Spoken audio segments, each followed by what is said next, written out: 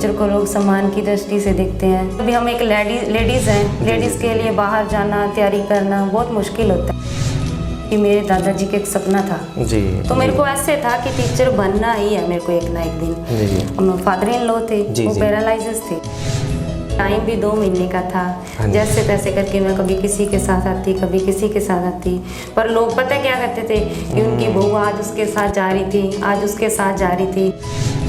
बहू घर का काम भी करे और ग्रामीण क्षेत्र है तो वहाँ पशु वगैरह भी है, खेत का काम भी है, वो भी है। बच्चों को तो खैर देखना ही है। मतलब घर का काम निपटाती, गुड़िया को संभालती और आस पड़ोस से बातें सुनने को मिलती थी। कहते थे वो फलाना बंदा कह रहा है, वो लगी ही नहीं है, वो ऐसे झूठ बोल रही है।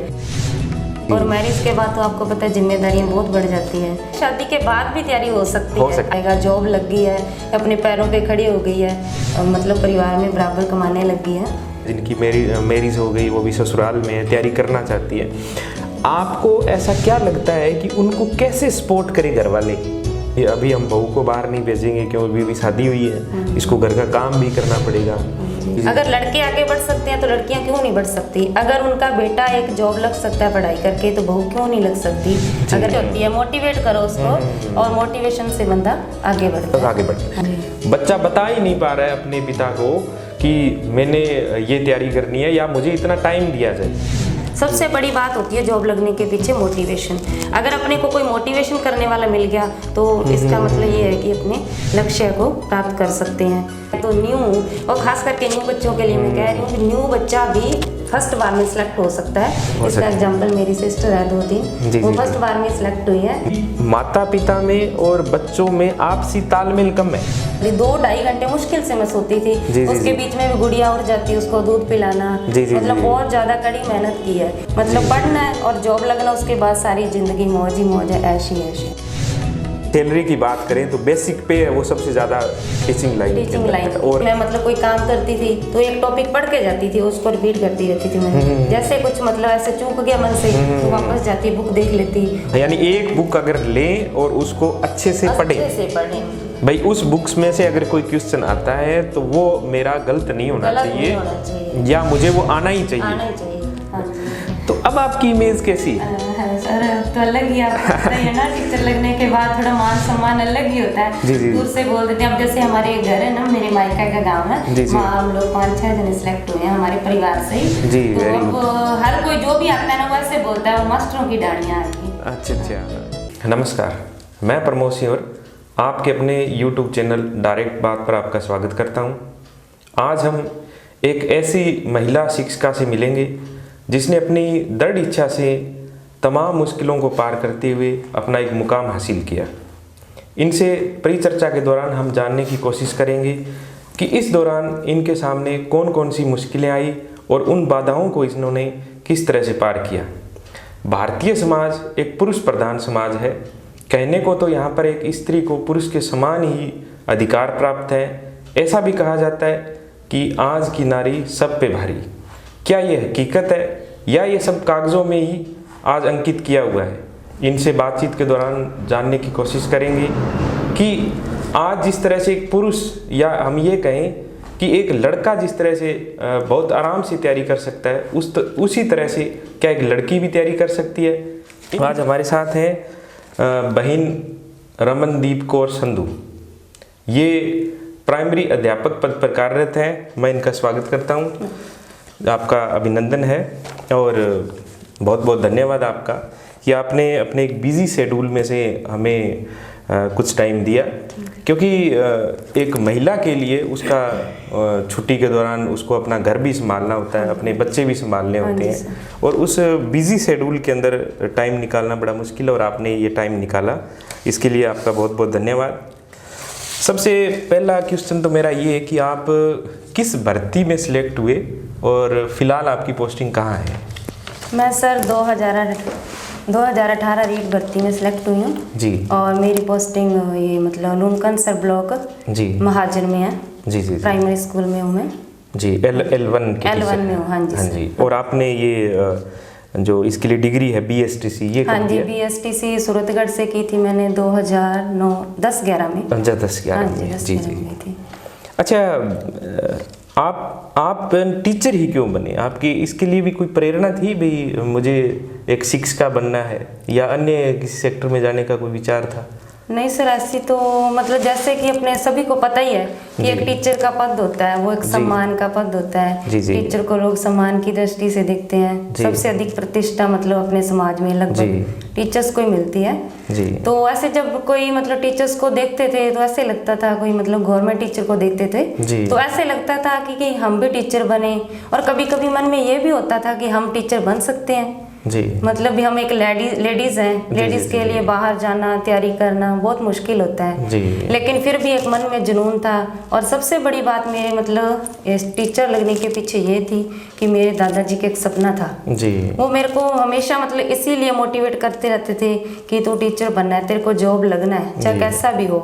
और उनको ये भी लगता था कई बार सर कि मतलब पढ़ने से जो बच्चा है वो टीचर नहीं बन सकता। मतलब आजकल है जो अधिकारी है वो पैसा चाहते हैं, पैसे मांगते हैं, पैसे के सिर पे हम जॉब लगा सकते हैं। जी। फर्स्ट बार मैंने एग्जाम दिया था 2012-13 में। जी। तब मैं 0.7 से रही थी। जी। तो उस टाइम मेरे दादाजी को ये था कि 0.7 तो वो छोटी सी बात है, इसके लिए तो मैं पैसे देके लगा सकता हूँ। वो पैसे लेके भी पहुंचे, पर ऐसा नहीं हुआ। पर उसके बाद फिर थोड़ा ऐसे शेड्यूल सिस्टम मतलब थोड़ा ब्रेक हो गया था कि मैरिज हो गई थी। फिर 2018 वाली डेट में थोड़ा मतलब सपोर्ट मिला। जी। अच्छा, ये जो आपने बात कही कि 2012 में आप सिलेक्ट नहीं हुए, उसके बाद आपकी मैरिज हो गई। हाँ जी। तो आपको कहीं ना कहीं लगा कि मैरिज के बाद भी आप तैयारी कर सकते हो, या मैरिज के बाद आपने जो तैयारी की वो कितनी मुश्किल या कठिन रही आपके लिए? हाँ जी, ये तो मेरे को मतलब शुरू से ही था। जब से मैंने BSTC कर ली थी ना, तो मेरे को ऐसे था कि टीचर बनना ही है मेरे को एक ना एक दिन। और आपको पता ही है गाँव का माहौल कैसा होता है। बाकी ससुराल में जाने के बाद तो ऐसे होता है बीननियाँ बाहर नहीं निकलती हैं, कुछ कर नहीं सकती है। और बाकी मेरे मतलब फैमिली का सपोर्ट मेरे को बहुत था।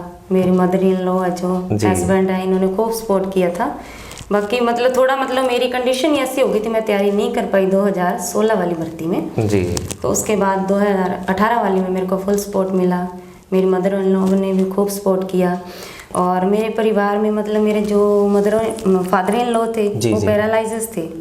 उनको भी संभालना था मेरे को। और मेरी बेटी थी वो भी 2 साल की थी। और सबसे बड़ी समस्या ये थी कि हमारा गांव है जो रोड से भी काफी दूर था, कोई साधन नहीं मिलता था। आपके पास कोचिंग आती थी मैं, टाइम भी 2 महीने का था। जैसे तैसे करके मैं कभी किसी के साथ आती, कभी किसी के साथ आती। पर लोग पता क्या कहते थे कि उनकी बहू आज उसके साथ जा रही थी, आज उसके साथ जा रही थी। और वो बातें थी ना जो मेरे को वो टच कर रही थी, हमेशा टच करती थी कि ये लोगों को जवाब देना है मेरे को। तब मेरे को ऐसे था चाहे कुछ भी हो जाए मेरे को जॉब लगना ही लगना है। जी। ये आपने एक बात बताई, जो ये ग्रामीण क्षेत्र में ज़्यादातर ऐसा होता है कि बहू आई है तो सबका ये उसमें ये होता है कि बहू घर का काम भी करे। और ग्रामीण क्षेत्र है तो वहाँ पशु वगैरह भी है, खेत का काम भी है, वो भी है। बच्चों को तो खैर देखना ही देखना है, सास ससुर है उनको भी देखना है। तो अगर वो बाजार से दूर है, मार्केट से दूर है, तो कोचिंग वगैरह में आने जाने में भी बहुत दिक्कत होती है। तो उस दौरान आपने कैसे सामंजस्य बिठाया, क्योंकि आपको घर का काम भी करना था, घर वालों को संभालना भी था। आपने बताया कि आपकी गुड़िया भी छोटी थी और आने जाने के लिए भी। तो क्या आपने टाइम मैनेज किया, घर का काम कितनी जल्दी निपटा के, या किस तरह से आप? हाँ जी, ये मतलब मेरा सिस्टम मैंने चेंज कर लिया था उस टाइम। तो मैं सुबह उठती थी 2 या 2:30 बजे, नाइट को सुबह उठती थी। 2:30 बजे उठने के बाद लगातार मतलब जो हमारी पाठ पूजा करके उसके बाद रेगुलर स्टडी करती थी। 8 बजे तक पढ़ती थी। फिर उसके बाद मैं मतलब घर का काम निपटाती, गुड़िया को संभालती। फिर 12-1 बजे कोचिंग के लिए निकलती थी। फिर कोचिंग आती, कोचिंग पढ़ने के बाद फिर घर पे जाती। वैसे तो मेरी मतलब मदर इन लॉ का बहुत सपोर्ट है, वो घर पे तो मेरे पीछे से तो खूब संभालते थे और जाने के बाद भी मेरे को फुल सपोर्ट करते थे। और फिर टाइम तो आपको पता ही बच्चों के साथ परिवार के साथ बहुत कम मिलता है, पर फिर भी मैंने यही कोशिश की भी पढ़ना है, रेगुलर पढ़ना है। और जो टॉपिक पढ़ना है ना वो इतने अच्छे तरीके से पढ़ना है कि उसमें से कोई भी क्वेश्चन आ जाए तो हम उसको कर सकें। जो जिस तरह से लोग आपको कह रहे थे भाई आज उसके साथ जा रही है, आज वैसे गई है, या तमाम ऐसे लोग कहते हैं उनकी बहू जा रही है, उसको नहीं जाना था, या वो क्या लगेगी। तो इन चीज़ों से कितना मोटिवेट हुए आपको, इसको किस तरह से लिया इनको आपने? इन चीज़ों से ही तो ज़्यादा मैं मोटिवेट हुई थी सर। शुरू में जब मैं 1-2 दिन स्टार्ट हुई थी कोचिंग के लिए, तो ऐसी दिक्कत आई, कभी मम्मी किसी को बोलते कि इसको छोड़ के आओ स्टैंड पे या कोचिंग पे छोड़ के आओ, शाम को तो मैं इनके साथ चली जाती थी जी। तो इन चीज़ों से तो मैं सर बहुत ज़्यादा मोटिवेट हुई थी। इन चीज़ों से मोटिवेट होकर ही तो मैं इस मुकाम पे पहुंची। जी, सही जवाब दिया था। रिजल्ट आने के बाद भी लोग पता क्या कह रहे थे, अभी ज्वाइन नहीं किया, क्यों ज्वाइनिंग में थोड़ा टाइम लग गया था ना, तो ज्वाइन नहीं किया तो क्या पता लगी भी है या नहीं, ऐसे ही बोल रही है। अच्छा जी जी जी। ये भी होता है, क्योंकि आपने जब एग्जाम दे दिया हाँ जी और रिजल्ट नहीं आया है, तब तक लोग इस तरह का क्यास लगाते रहते हैं, भाई कोर्ट में चली गई है, कब आएगा। दिन मेरे से मतलब ये सवाल स्पेशल पूछने आते थे लोग। अच्छा, कि क्या हुआ, अभी तू गई नहीं स्कूल नहीं मिला क्या तेरे को, तू जाने। और आस पड़ोस से बातें सुनने को मिलती थी, कहते थे वो फलाना बंदा कह रहा है, वो लगी नहीं है, वो ऐसे झूठ बोल रही है। ऐसे उसने बात फैला दी। क्योंकि पिछली बार रीट फर्स्ट के अंदर ये कोर्ट में चली गई थी और काफी लेट, 8-9 महीने बाद ज्वाइनिंग मिली थी। जी जी जी। तो उस दौरान इन चीजों को भी, हाँ बिल्कुल।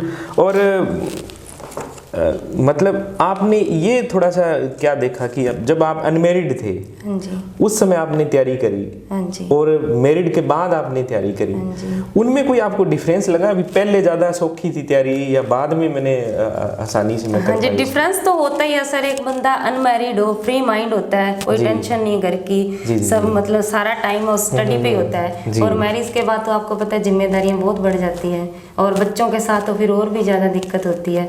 हाँ जी। अच्छा, तो अब जो बच्चे आपको सुन रहे हैं, अब क्या वो शादी से पहले तैयारी करें? नहीं सर, ऐसी कोई बात नहीं है। शादी के बाद भी तैयारी हो सकती है अगर अपने मन में लगन है और अगर अपने को ऐसी सोच है कि हाँ हमें तो लगना ही लगना है, तो परिस्थितियां कैसी भी हो हम उनको दूर कर सकते हैं। बिल्कुल। अच्छा, जब आपका रिजल्ट आया और तब गांव में पता लग गया कि इनकी ज्वाइनिंग हो गई है, तब किस तरह से बातें हुई फिर उसके बाद? तब तो ऐसे मतलब खूब प्रशंसा कर रहे थे लोग, कह रहे थे हाँ सही है, वाकई इसने मेहनत की, लड़की ने कैसे जाती थी बेचारी, कितनी परेशान होती थी, कैसे वहाँ से आती थी ऐसे। अच्छा, घर से दूर जब आपकी पोस्टिंग, अभी आपने बताया कि लूणकरण सर आपकी पोस्टिंग घर से लगभग 100 किलोमीटर होगा, तो इसमें भी बातें हुई होगी, भाई घर से बाहर हो गई है, घर से बाहर नहीं होनी चाहिए थी, पोस्टिंग तो पास होनी चाहिए। नहीं सर, ऐसी कोई बात नहीं है, इस पे तो कोई बातें नहीं हुई। इस पे तो ऐसे लोग कह रहे थे कोई बात नहीं, चलो 2 साल 4 साल 6 साल बाद अपने आप ट्रांसफर हो जाएगा, जॉब लग गई है, अपने पैरों पे खड़ी हो गई है, मतलब परिवार में बराबर कमाने लग गई है। जो आपको सुन रहे हैं और जो शादीशुदा हैं, जैसे ऐसी बहुत सारी बच्चियां हैं जिनकी मैरिज हो गई, वो भी ससुराल में तैयारी करना चाहती है, आपको ऐसा क्या लगता है कि उनको कैसे सपोर्ट करे घर वाले ताकि वो लग सकती है? यानी जैसे मैं एग्जांपल में बता दूं, नई शादी हुई है किसी की और ऊपर से रीट की वैकेंसी है और घर में कुछ रीति रिवाज को लेके बैठ गए, भाई अभी हम बहू को बाहर नहीं भेजेंगे क्योंकि अभी शादी हुई है, इसको घर का काम भी करना पड़ेगा। उसमें वो असमंजस में हो जाती है कि मैं घर का काम करूं कि मैं पढ़ाई करूं या क्या करूं मैं। तो आप क्या कहना चाहोगे कि ऐसे माता पिता को क्या बच्चे के साथ सामंजस्य बिठाना चाहिए? मैं तो यही कहना चाहूंगी ऐसे माता पिता को कि मतलब उसको फुल सपोर्ट करो। हाँ, वो उसके लिए उस पर डिपेंड करता है कि वो किस प्रकार से वो तैयारी करती है, किस प्रकार से वो एडजस्ट करती है, पर घर वालों को फुल सपोर्ट करना चाहिए, उसको मना नहीं करना चाहिए पढ़ने के लिए। रीति रिवाज तो मतलब जैसे समाज में मतलब लड़कों को सम्मान मिला है, वैसे ही सम्मान तो लड़कियों को आजकल मिल रहा है। अगर लड़के आगे बढ़ सकते हैं तो लड़कियां क्यों नहीं बढ़ सकती? अगर उनका बेटा एक जॉब लग सकता है पढ़ाई करके, तो बहू क्यों नहीं लग सकती? अगर आपकी बेटी किसी की बहू बनती है तो वो भी तो किसी की बेटी है, बहू बन के उसको भी खूब मौका दो, टाइम दो। हाँ, मतलब आपका कहने का मतलब ये है, कोई नई बहू है या पुरानी भी क्यों नहीं है, जी पुरानी भी क्यों नहीं है, हाँ, अगर वो लगना चाहती है तो उसको टाइम दो, सपोर्ट करो। सबसे बड़ी बात सपोर्ट की होती है, मोटिवेट करो उसको, और मोटिवेशन से बंदा आगे बढ़ता है। एक मैंने जो बात देखी है, मैंने तमाम जो स्टूडेंट से बात करी, उनमें ये बात निकल के आई है कि माता पिता में और बच्चों में आपसी तालमेल कम है। तालमेल कम कैसे है कि कई बार बच्चे अपने माता पिता को ये बता ही नहीं पाते कि मैं क्या करना चाहता हूँ, और माता पिता उससे इस बात से नहीं पूछते कि बेटा बड़ा हो गया, इसने बीएड कर ली, अपने आप जो करेगा। तो उससे क्या होता है कि वो दोनों तालमेल बैठता नहीं, वो तैयारी कर नहीं पाता। तो आपको क्या लगता है, क्या इसमें माँ बाप को पहल करनी चाहिए, उनको पूछना चाहिए कि बेटा तू तैयारी करना चाहता है या कहाँ कोचिंग लगना चाहता है, या तेरे को किस तरह की सुविधा चाहिए, या उस जो कैंडिडेट है उसको खुद अपने माँ बाप को कह देना चाहिए कि नहीं आप मेरे को ये उपलब्ध कराओ? नहीं सर, इसमें तो दोनों का ही रोल हो सकता है ना। सबसे पहली बात तो माँ बाप की हो सकती है ना। जी। माँ बाप जैसे बच्चे को मोटिवेशन करेंगे, जैसे जैसे उसको प्रेरित करेंगे कि ये करना बेटा, ऐसे बनना अपने को, उसके बाद ही बच्चा तो माँ बाप को कहेगा ना। जी। दोनों का ही रोल होगा इसमें तो। हाँ, ये बात एक बहुत बढ़िया मुझे लगी। मैंने तमाम जो लोग हैं, बच्चे हैं जिनसे मैंने बात करी, उनमें ये सबसे एक मेन बात थी कि माता पिता में और बच्चे में आपसी बातचीत नहीं है। हाँ जी। बच्चा बता ही नहीं पा रहा है अपने पिता को कि मैंने ये तैयारी करनी है या मुझे इतना टाइम दिया जाए। और ज़्यादातर लोग, पिता वो क्या चाह रहे हैं, मैं सबके लिए नहीं कह रहा, कुछ ये चाह रहे हैं कि हमने इसको बीएड करा दिया या बीएसटीसी हमने करा दी तो हमारी फॉर्मेलिटीज है वो कंप्लीट हो गई, या हमने हमारी तरफ से इसकी शादी कर दी, इसके बाद हमारी फॉर्मेलिटी कंप्लीट हो गई, अब इसके बाद इसको खुद करना है। तो मतलब आपके हिसाब से आपस में वो बात करके इसको। हाँ जी। अच्छा, एक जब तैयारी करी, कोचिंग का कितना बढ़िया रोल रहा? क्या सेल्फ ज़्यादा बढ़िया रहा या कोचिंग ने हेल्प की? कोचिंग का बहुत बढ़िया रोल रहा, क्योंकि सर मैं जैसे कोचिंग में मतलब पहले भी 1-2 बार कोचिंग की थी। उतना मतलब ज़्यादा मोटिवेशन मेरे को नहीं मिला था। जैसे मैं बार्ट क्लासेज में आई तो मुझे मतलब 1-2 दिन में लगा कि ऐसे मैं मतलब कोचिंग पे आके मेरे को मोटिवेशन बहुत मिलता था। सबसे बड़ी बात होती है जॉब लगने के पीछे मोटिवेशन। अगर अपने को कोई मोटिवेशन करने वाला मिल गया तो इसका मतलब ये है कि अपने लक्ष्य को प्राप्त कर सकते हैं। और आप भी ऐसे करो कि मतलब मोटिवेट होते रहो लगातार, और हाँ, अपने को अपने आप भी मोटिवेट करते रहो। जो मिलता है आपको मोटिवेट करने वाला, उससे भी मोटिवेट हो और लगातार स्टडी करो। और जो नेगेटिविटी अपने मन में, उसको बाहर निकालो। सबसे बड़ी बात ये है कि आप सोचते होंगे कि मतलब 11-11.5 लाख लोगों ने अब तक फार्म भर दिया है, तो 31,000 सीट है, मेरा कैसे सिलेक्शन होगा? और कई लोग तो इतना पढ़े हुए हैं, मतलब काफी टाइम से तैयारी कर रहे हैं, पुराने बच्चे हैं, और मैं तो न्यू हूँ। और खास करके न्यू बच्चों के लिए मैं कह रही हूँ कि न्यू बच्चा भी फर्स्ट बार में सिलेक्ट हो सकता है। इसका एग्जांपल मेरी सिस्टर है 2-3, वो फर्स्ट बार में सिलेक्ट हुई है। तो आप ये सोचो कि 31,000 में मेरी सीट है एक, और उसमें मुझे कौन सी रैंक बनानी है। जी। तो आपसे वो बहुत कुछ सीखने को मिलेगा बच्चों को, क्योंकि आपने जिस तरह से बताया कि इतनी रात को 2 बजे उठ के आपने सबको, रात को 11-12 बजे तक मैं रेगुलर स्टडी, 2-2.5 घंटे मुश्किल से मैं सोती थी। उसके बीच में भी गुड़िया उठ जाती, उसको दूध पिलाना, मतलब बहुत ज्यादा कड़ी मेहनत की है। और मेरे मन में एक ही था कि 3 महीने जाग लो, कुछ भी कर लो, मतलब पढ़ना है और जॉब लगना, उसके बाद सारी जिंदगी मौज ही मौज है, ऐश ही ऐश है। क्योंकि एक जो मतलब ये जॉब है ना, टीचर वाली जॉब है, इससे बढ़िया जॉब मेरे को लगता है लेडीज के लिए कोई खास नहीं होगी। हाँ जी, क्योंकि इसमें आपको प्रॉपर फुल टाइम मिलता है, और टाइम भी फुल मिलता है, जॉब भी बढ़िया है, प्लस इसमें पैसा भी ठीक पैसा भी है। जी। क्योंकि हम अगर सैलरी की बात करें तो बेसिक पे है वो सबसे ज्यादा टीचिंग लाइन और अन्य किसी भी लाइन में। मैंने एक पीछे वीडियो में भी बात करी थी ये कि आप किसी भी विभाग में जाओ, एजुकेशन डिपार्टमेंट के अलावा अगर किसी डिपार्टमेंट में आप जाते हो तो वहाँ क्या है, उनके आप कर्मचारियों को देखो, वो सारा बर्डन जो उनके पास होता है ना, वो घर लेकर आते हैं साथ में। उनकी सुबह से शाम तक होती है, इसमें टाइमिंग भी लिमिट की होती है। सुबह भी अपनी फैमिली को टाइम दे सकते हैं, शाम को भी टाइम दे सकते हैं, और छुट्टियां तो खूब आती होती हैं इसमें। जी। और दूसरी बात ये है कि आप आगे बढ़ना चाह रहे हो, मान लिया आपने आज L1 पे हो, आप आगे आप 2nd grade, 1st grade, college lecturer, कहीं भी आप जा सकते हो, तो आप मतलब पढ़ाई के एक टच में रह सकते हो। तो एक बात तो ये साबित हो गई कि कोई जरूरी नहीं है कि कोई अनमेरिड ही तैयारी कर सकती है, शादीशुदा लोग भी तैयारी कर सकते हैं अगर उसके अंदर जुनून है और मन में ये सोच है ना कि मुझे यहाँ टीचर बनना है, तो बनना ही है, चाहे कैसी भी परिस्थिति में उसको तैयारी करनी पड़े। जी। मन में जज्बा होना चाहिए एक। बिल्कुल। अच्छा, एक सेल्फ में आपने जब सेल्फ घर पे आप तैयारी कर रहे थे, आपने शेड्यूल क्या बनाया, किस सब्जेक्ट को कितने टाइम पढ़ना है, या बस पढ़ना ही पढ़ना है? ये शेड्यूल तो सर मेरा कोई नहीं था, बस यही था कि जो टॉपिक है ना वो आज मन में सोच लिया कि इतने टॉपिक पढ़ने हैं तो वो टॉपिक पढ़ने थे मेरे को जी। और जैसे मैं मतलब कोई काम करती थी तो एक टॉपिक पढ़ के जाती थी, उसको रिपीट करती रहती थी मन में। जैसे कुछ मतलब ऐसे चूक गया मन से तो वापस जाती बुक देख लेती, और शाम को जैसे ये घर पे आते उस टॉपिक में से मेरे से मतलब क्वेश्चन पूछते रहते थे। जी जी, यानी हस्बैंड का खूब रोल रहा है सर मेरी स्टडी में, मेरे मतलब इस लाइन में आने का। हाँ, यानी आप दिन में ये भी एक बढ़िया बात है कि आप काम भी कर रहे थे, भी कर रही थी और उसके साथ साथ या मन के अंदर वो आपके टॉपिक रिपीट होता है। कोई भी काम करती थी, चाहे कोई भी किचन में थी, या बाहर थी, या बाथरूम में थी, कपड़े धो रही थी, एक टॉपिक मेरे मन में चलता ही रहता था। हाँ जी, और जैसे ही वो आपको लगा कि इसमें ये कमी रह गई है तो तुरंत जस्ट उसी टाइम देखा